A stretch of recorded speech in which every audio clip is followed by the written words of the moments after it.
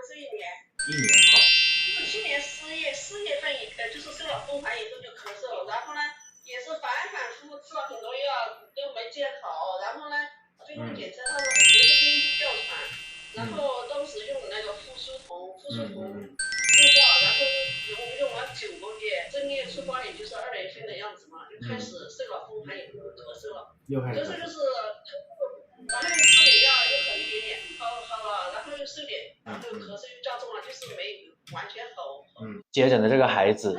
反反复复咳嗽，去医院检查，被诊断为咳嗽变异型哮喘，然后做了很长时间的雾化，一直在吃西药，咳嗽老是反反复复断不了根。这个家长很焦虑，然后找到了我。现在很多家长疑问，咳嗽变异型哮喘中医到底能不能治好？肯定是可以的。这种咳嗽对于中医来说其实很简单，一般是肺里面有沉痰所导致的，而雾化、抗生素、打针大部分属于寒性的治疗，属于消炎消热的，对于这种咳嗽起不到根本的治疗作用，反而会加重咳嗽。对于这种咳嗽，我们一定要抓准病机，精准用药止咳。我给这个孩子的治疗思路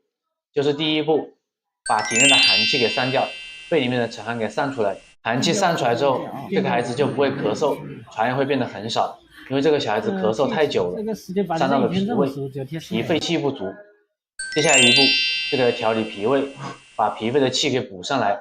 这个孩子自然而然就能断根，身体才能恢复。